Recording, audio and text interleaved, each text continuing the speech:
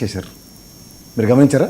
And తదనంతర పరిణామాల్లో ఏమవుతుందో ఒకప్పుడు మహానుభావుడు రాజశేఖర రెడ్డి గారి ఆయనలోనూ, ఒకసారి కేసీఆర్ గారి ఆయనలోనూ ఇదే సజ్జనార్ ఏ విధంగా ప్రతిస్పందించాడో ఇలాంటి వాళ్ళకి అలాంటి చర్యలు ఈ ప్రభుత్వం నుంచి కనుక తక్షణం జరుగుంటే, ఎందుకంటే ఆడపిల్లల మాన ప్రాణాల మీద ఈ ప్రభుత్వం, కూటమి ప్రభుత్వం స్థాపనకు ముందు పవన్ కళ్యాణ్ గారు కానీ, లేదా చంద్రబాబు గారు కానీ, లేదా బీజేపీ ప్రభుత్వం కానీ మాట్లాడిన ఉదంతాలు కనుక అత్యంత మీరు గమనించుకోగలిగితే ఏ ప్రాతిపదిక మీద ఇవాళ వాళ్ళ అమ్మగారితో మాట్లాడిన అదంతరం, తర్వాత ఇవాళ గౌరవ ఎమ్మెల్యే గారు నాగేశ్వరరావు గారు వచ్చి ప్రతిస్పందించిన విధానం చూస్తే నేను ఇక్కడ కూర్చొని విన్నాను ఇంటర్వ్యూ అంతా.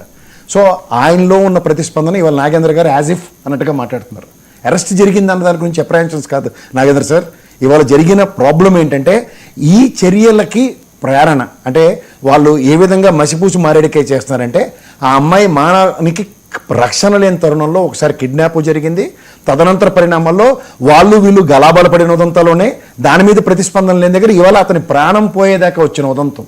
సో దీని మీద ఈ ప్రభుత్వం యొక్క ప్రతిచర్య అన్నది ఈ రోజు దాకా జరగకపోయిన తర్వాత, ఒక ప్రాణం పోయిన తర్వాత అరెస్టుతో దాన్ని నిలువరిద్దాం అన్న దగ్గర నిన్న కాక మొన్న జరిగిన తిరుపతి నేపథ్యాన్ని కనుక ఇందాక నేను ఎప్పుడు వర్మలో కోపం చూడలే, ఫస్ట్ టైం నేను అతనిలో ఒక అగ్రెషన్ చూశాను. ఎందుకంటే ఒక ఆడపిల్లల పట్ల తనకున్న కన్సర్న్ అన్నాడు, లేదంటే what ever you name it as, end of the day తను పొద్దున్నుంచి చేస్తున్న ఒక ర్యాలీ డిబేట్లలో అక్కడ నిజంగా జరిగింది. తర్వాత ఈ డిబేట్ స్టార్టింగ్ మునుపు ఆ అమ్మాయి మాట్లాడిన మాటలు వినిపించిన దగ్గర ఖచ్చితంగా తనలో జరుగుతున్న చాటింగ్ విషయంలో కానీ ఇవన్నీ కుటుంబ పరంగా కన్సర్న్ లేకపోయినా సరే he has taken it as granted.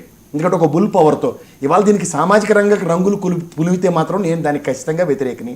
గౌరవ పోలీస్ డిపార్ట్మెంట్కి కానీ, గౌరవ ప్రభుత్వానికి కానీ, ప్రభుత్వ స్థాపనలు జరిగిన తర్వాత కుల మతాలకు అతీతంగా ప్రభుత్వ పరిపాలన దక్షత కనబడాలి.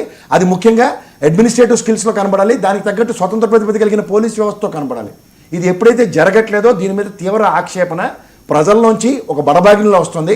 ఎందుకంటే అనితమ్మ గారు ఒక గౌరవప్రదమైన హోంమంత్రి స్థానంలో ఉండి కూడా ఈ ఆడపిల్ల పట్ల జరిగిన ఒక దుశ్చర్యకి కనీస ప్రతిస్పందన ఈ రోజు దాకా లేదు.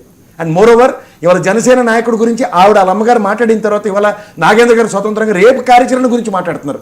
నాగేశ్వరరావు గారికి కూడా ఇవాళ ఆయన పిలిచి ఈ రోజు దాకా ఏ ఛానల్లో ఆ పని చేయలేదు, ఆ పని ఇక్కడ చేసిన తర్వాత ఆయనలో ప్రతిస్పందన నేను చూశాను. తక్షణం ఆవిడకి ఏదో రిహాబిలిటేషన్లో గృహం ఏర్పాటు చేయడానికి, తర్వాత ఆవిడకి ఉద్యోగం ఏర్పాటు చేయడానికి, తర్వాత వాళ్ళ అమ్మగారు నాన్నగారు హైదరాబాద్లో ఉంటున్న దగ్గర ఆవిడ నిలువ నీడలేని నిస్సాయ స్థితిలో ఉన్న దగ్గర పరిరక్షణ ఈ ప్రభుత్వ పరంగా ఒక ఎమ్మెల్యే గారు ఇచ్చిన భరోసా కూడా చూశాను నేను.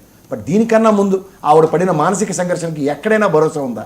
అక్కడ స్థానిక నాయకులు ఎవరో చిన్న చితక వెళ్ళడం తప్ప ప్రభుత్వం తరఫున గౌరవ ఎమ్మెల్యే గారు కానీ ఈ రోజు దాకా వెళ్ళకపోవడం, గౌరవ పార్టీలకు సంబంధించిన త్రిముఖ వ్యూహంతో ఉన్న మీ పార్టీలు ఒక జనసేన నుంచి కానీ, ఒక బీజేపీ నుంచి కానీ, ఓ తెలుగుదేశం నుంచి కూడా ఇవాళ కన్సర్న్ లేకపోవడం, గౌరవ హోంమంత్రి గారి ప్రతిస్పందన లేకపోవడం, ఇది చెప్పనండి సార్, ఎందుకని నేనేం చెప్పగలను. Right, okay. అజయ్ రెస్పాండ్ అవ్వండి. గుడ్ ఈవినింగ్ వర్మ గారు, మీకు ప్యానెల్ ఉన్న పెద్దలందరికీ తెలుసా ఈ సబ్జెక్ట్ అంతా? ఐడియా ఉందా మీకు అజయ్? చూస్తున్నా వర్మ గారు. Okay okay.